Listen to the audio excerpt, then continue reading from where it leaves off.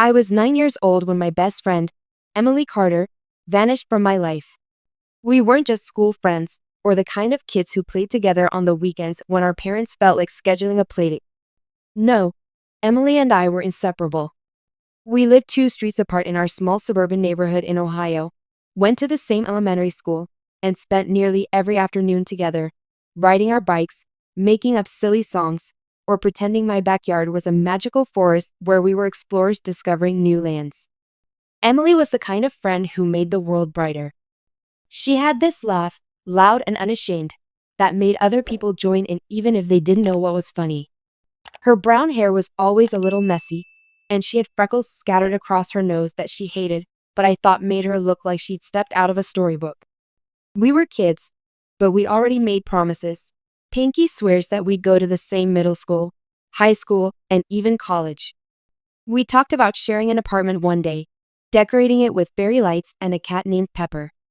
Then one morning, she was just gone. It was the first Monday of spring break, and we'd planned to spend the whole day building a treehouse in my backyard out of old cardboard boxes and rope. I remember waking up early, too excited to sleep in, and waiting on the porch for her. The minutes turned into an hour. I walked to her house, clutching the little bag of marshmallows we were going to roast later, and rang the bell. No one answered. I could see through the window that the living room was empty, not just no one home empty, but stripped bare empty.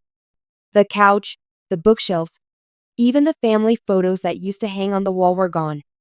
It looked like no one had ever lived there. I ran back home, confused and a little scared, and told my parents. My mom froze mid-step, the laundry basket still in her arms. She looked at my dad, and something silent passed between them. He cleared his throat and said, "Sweetie, Emily's family had to move. It happened really fast." They didn't get a chance to say goodbye. I remember staring at him, not understanding. But where did they go? Why didn't she tell me? They just had to leave, Mom said, her voice tight.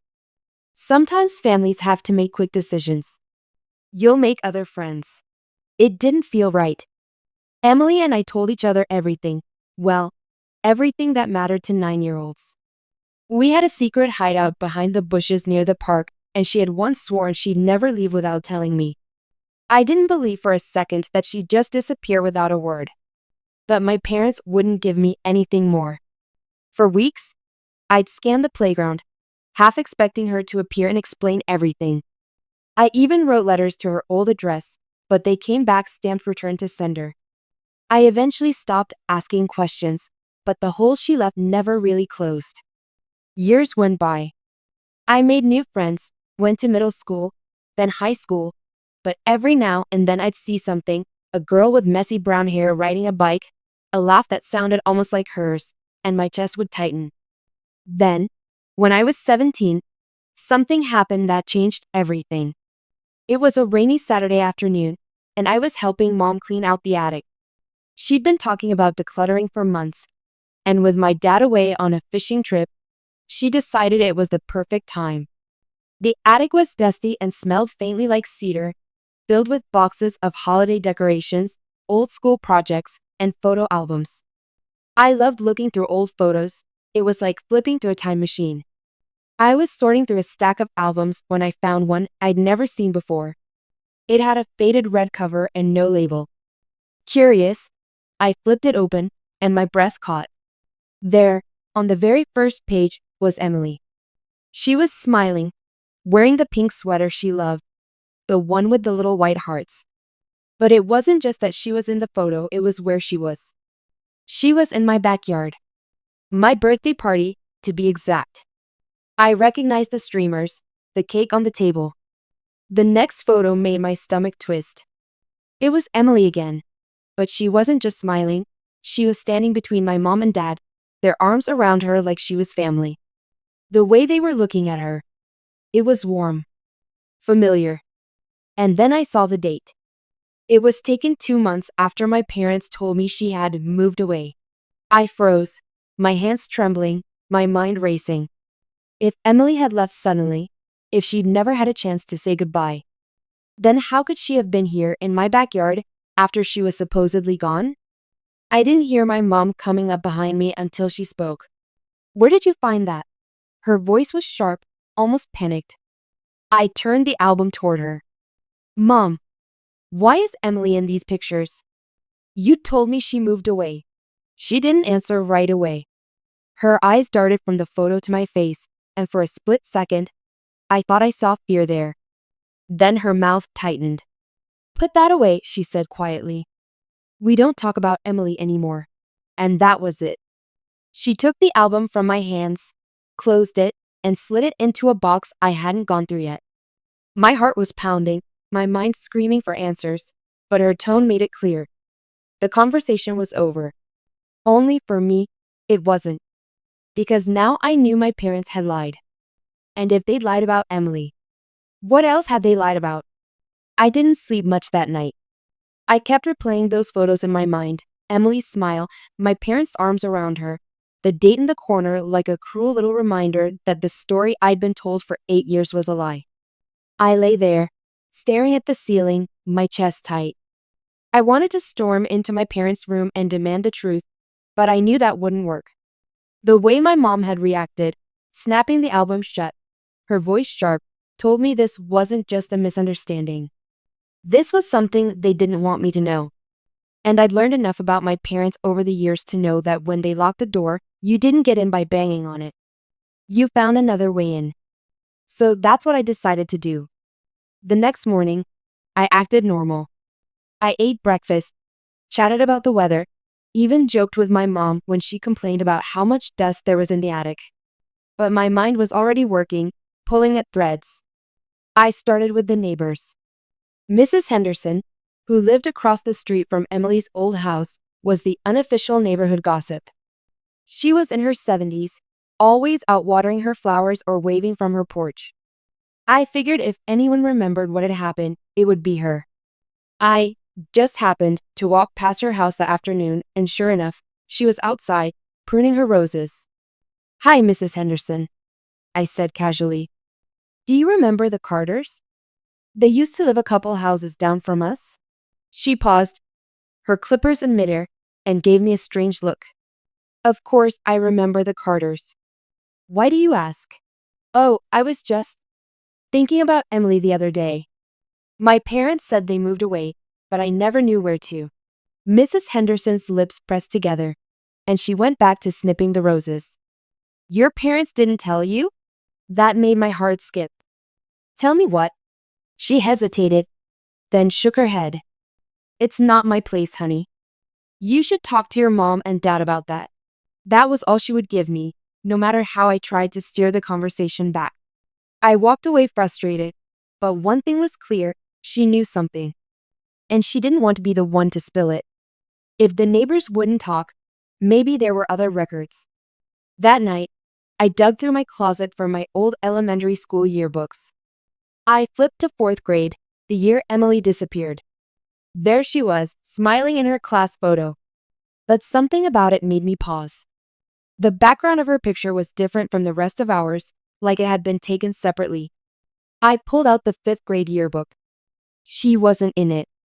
That made sense. Until I noticed something else. In the candid shots of field trips and classroom activities, there were a few photos where the edges had clearly been cropped or blurred. One in particular caught my eye, our class Halloween party. There was an empty space next to me in the photo, but the way my arm was angled, it looked like it had been around someone's shoulder. Someone who wasn't there anymore. By now, I was buzzing with questions. If Emily hadn't moved away, where had she gone? Why would my parents hide photos of her? And why did it seem like she'd been erased, not just from my life, but from the school, the neighborhood, everything? The next clue came from somewhere I didn't expect. On Monday, I was in the library after school, working on a history paper. Mrs. Carter, the librarian, not related to Emily, came over to help me find a book. As she handed it to me, she smiled and said, You used to spend so much time in here with that little friend of yours. What was her name again? Oh, right, Emily.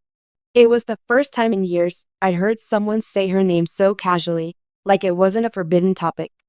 I tried to keep my voice steady. Yeah, do you remember when she moved away? Mrs. Carter frowned slightly. Moved away? I don't think she moved. I remember one day she just stopped coming to school. Her desk sat empty for a while. Then, suddenly, it was like the teachers didn't want to talk about her anymore. My stomach flipped. You don't know why? She shook her head. No. But it was strange. Her parents were always at the PTA meetings, and then nothing. Gone. That night, I couldn't help myself.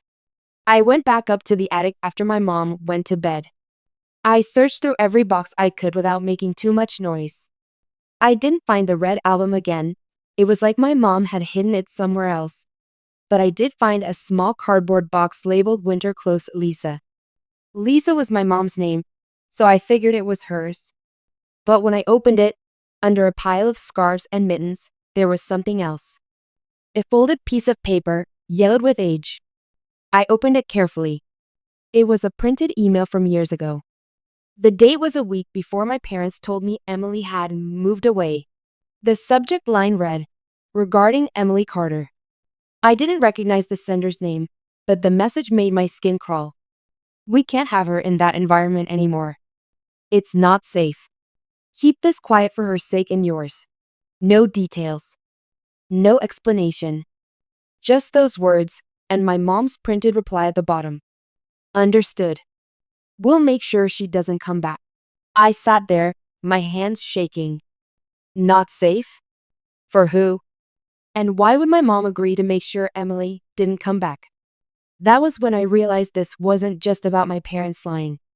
This was about something they were involved in. Something serious. And whatever it was, Emily had been at the center of it. I couldn't stop staring at that email. The words seemed to burn themselves into my mind. We can't have her in that environment anymore. It's not safe. The phrase felt loaded, like there was a whole story hiding between those lines. But what environment? What danger? And why did it sound like my parents weren't just aware of the situation? They were part of it. I stuffed the email into my backpack before going downstairs. I didn't want to leave it in the attic where my mom might find it. At dinner, I watched my parents more closely than I ever had before. Every casual laugh from my dad, every word from my mom, felt rehearsed. Like they were actors in a play, and I was suddenly seeing the script. That night, I started making a list in my journal. Every little detail I remembered about Emily in the weeks before she moved away. Things I hadn't thought about in years came flooding back. How she had been quieter than usual. How her sleeves were always pulled down even when it was warm. How once, when I asked about a small bruise on her cheek, she quickly said she'd bumped into a door. I remembered the way she looked over her shoulder sometimes when we were walking home, like she was afraid someone was following us. I'd been 9. I didn't notice the warning signs then. But now, the next step was to see if I could track her down. It sounded impossible. 8 years had passed, and I didn't even know what state she might be in. But I had one tool now that I hadn't back then: the internet. I stayed up late scrolling through Facebook, Instagram, and even LinkedIn, typing Emily Carter into every search bar. There were hundreds, maybe thousands, of results. But none looked like her, not exactly. Still, I started making a folder on my laptop of maybes. Girls with brown hair, similar age, faces that could have been hers if you imagine them older.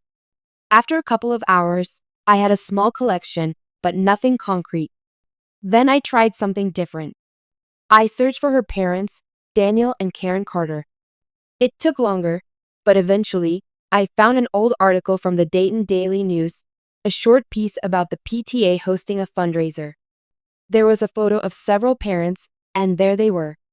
Emily's parents. Standing together, smiling. The date? 3 months before she disappeared. I clicked on the photographer's name and searched for other articles they'd written. I found one more, buried deep in the archives. It wasn't about the PTA this time, it was a police blotter update. My heart pounded as I read. Local man arrested for trespassing, suspected of harassment. The brief article said police had responded to multiple calls from the Carter residence.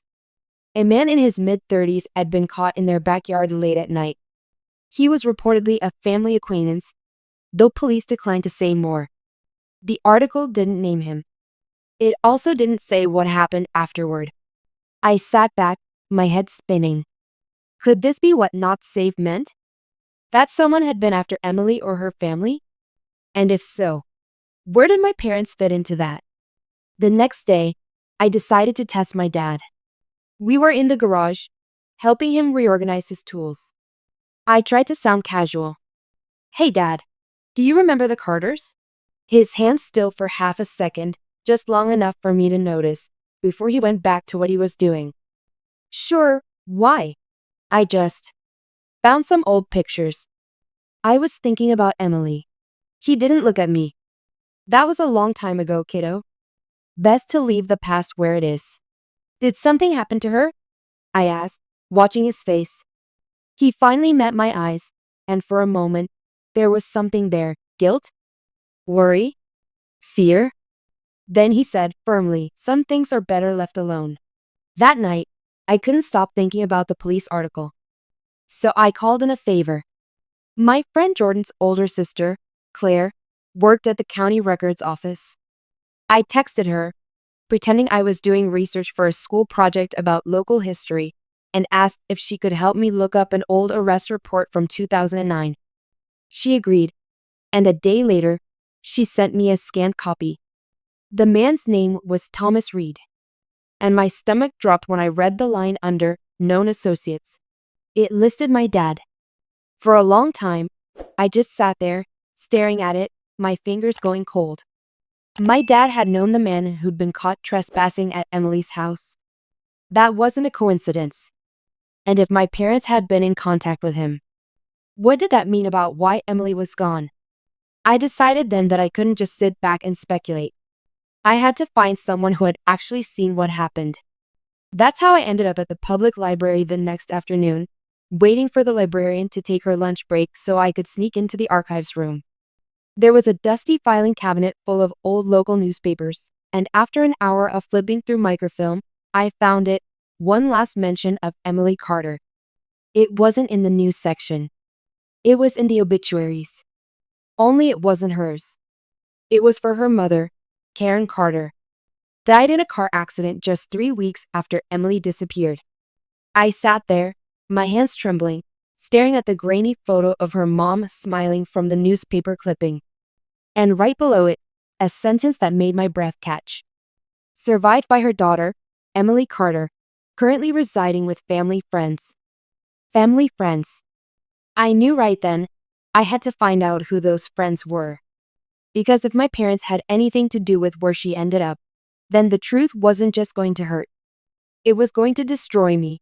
I barely made it home from the library before the rain started.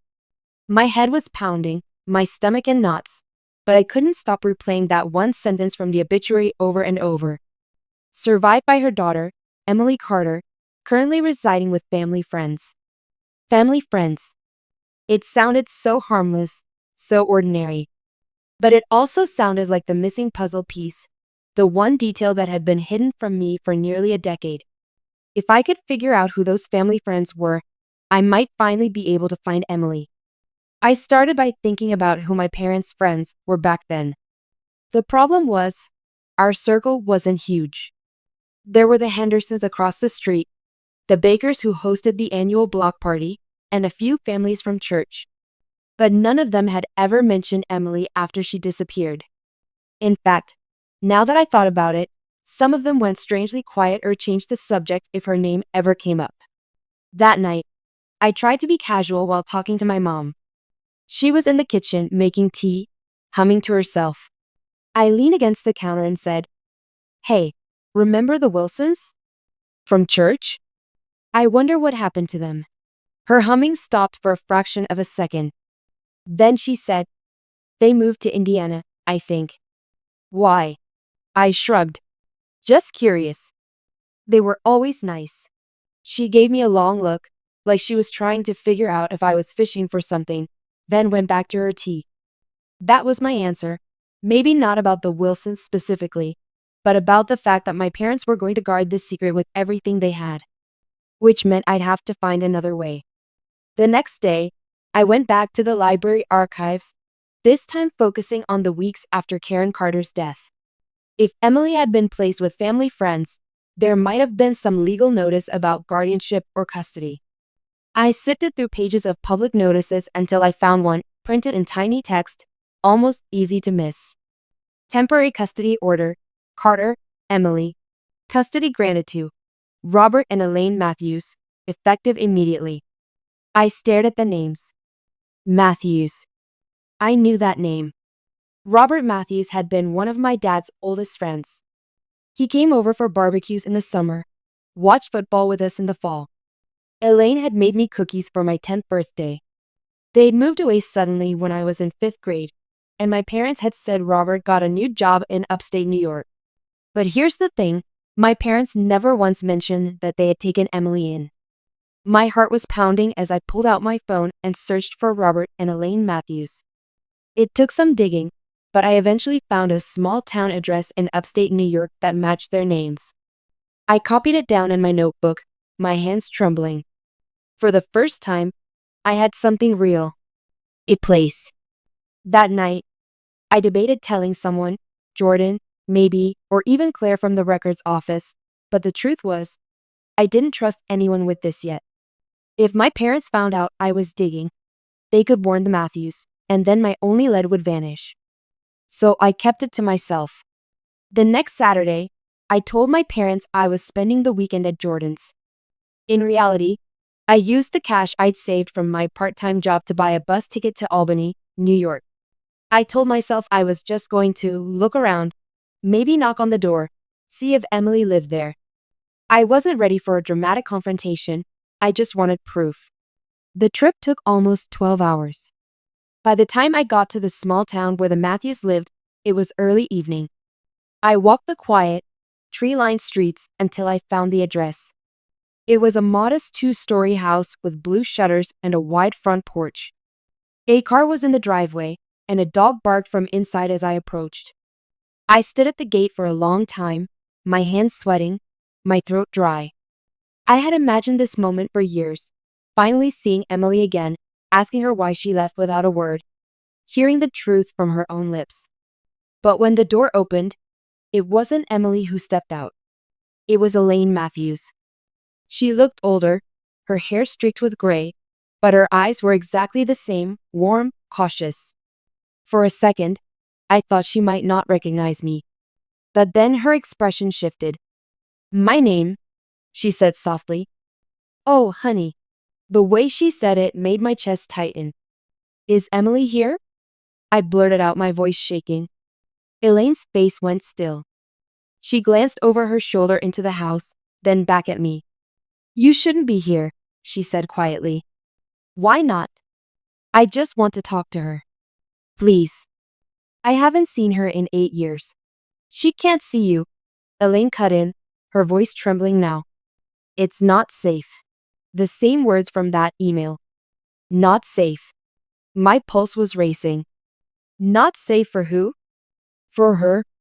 For me? What happened? Elaine opened her mouth like she was about to answer. But then I heard footsteps behind her. Heavy, deliberate. A man's voice said, "Who's at the door?" Elaine quickly stepped outside and shut it behind her, blocking my view. "You need to go," she whispered urgently. "Go now, before he sees you." "Before who sees me?" I didn't have time to ask. Elaine's hand squeezed mine for just a second, enough for her to press a small folded piece of paper into my palm before she turned and went back inside. I stood there on the sidewalk, my heart hammering, staring at the closed door. Then I opened the paper. It was an address. But it wasn't the Matthews' address. It was somewhere else entirely. And next to it, written in shaky handwriting, were 3 words that made my blood run cold. She remembers everything. The folded scrap of paper felt heavier than anything I'd ever held in my life. I stared at it all the way back to the cheap motel I'd booked for the night, Elaine's words echoing in my head. It's not safe. She remembers everything. By the time I got to my room, my hands were trembling so badly I almost dropped it. I flattened it on the bed and stared at the address. It was in the same small town, but across the river, a place called Cedar Hollow, a cluster of rundown houses and old warehouses. Not the kind of place you'd expect someone to live. I didn't sleep. Every creak of the motel walls, every car that passed outside made me jump. My mind kept spinning with possibilities. What could Emily possibly remember that was dangerous? And dangerous to who, me? Her? My parents? By sunrise, I had made up my mind. I shoved the note into my pocket, packed my bag, and walked to Cedar Hollow. The streets were almost empty except for a stray cat and a man pushing a shopping cart. I followed the numbers on the houses until I found it, a small, weathered white house with peeling paint and a sagging porch. The curtains were drawn tight. For a long moment, I just stood there. Then I knocked. Silence. I knocked again. Finally, I heard soft footsteps.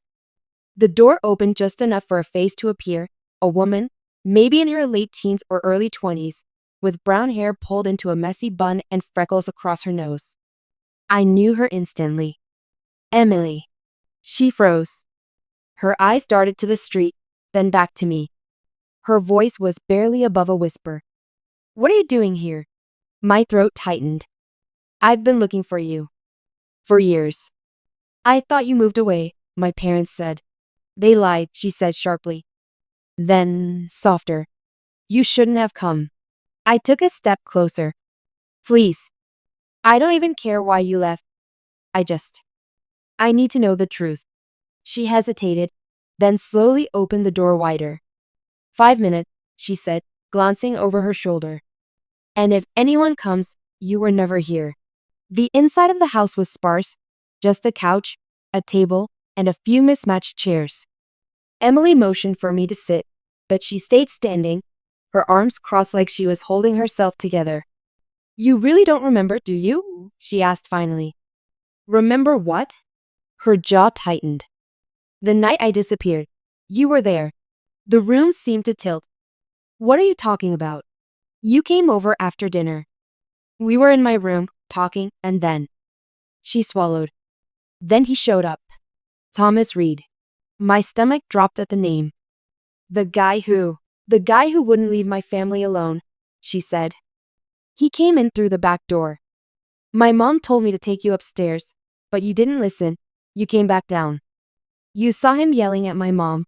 You saw my dad trying to get him out. And then." She trailed off, looking at me like she was trying to will the memory into my head. "I don't." I started, but my voice faltered. Images flickered in my mind, shouting, a loud crash, my hands shaking. I remembered gripping Emily's arm. I remembered the smell of something burning. "My dad shoved him," Emily said. "He hit his head on the corner of the counter. He wasn't moving. My mom called your parents before she called anyone else. They came over, told my parents they'd handle it. And they did." Her eyes darkened. "They took you home. And the next day, Thomas Reed's body was gone. The police report said he'd been escorted off the property. But we all knew he didn't just walk away." I felt like I couldn't breathe. "Are you saying my parents?" "I don't know what they did," she said. But a week later, my mom got a call.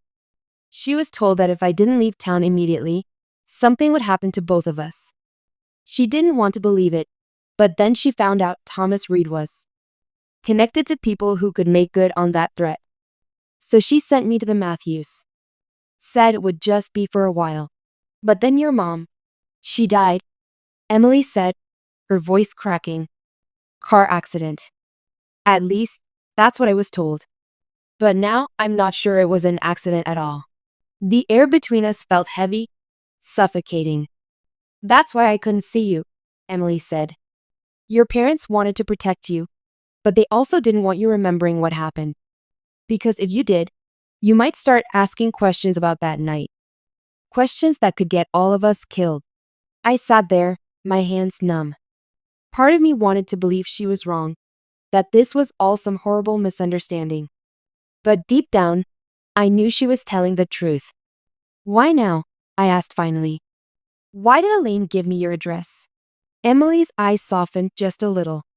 Because I'm tired of running. And because I think whoever your parents were protecting us from is gone now. But that doesn't mean the truth is safe. I didn't know what to say. I wanted to hug her, to tell her we'd figure it out together. But there was a knock at the door. Emily froze. That's them, she whispered. You have to go. Emily. Go, she hissed, shoving me toward the back door. If you care about me, you'll leave now. I stumbled out into the alley, my heart pounding. As I turned the corner, I glanced back. A black SUV had pulled up in front of the house. Two men in dark coats were getting out. I didn't wait to see what happened next. I ran.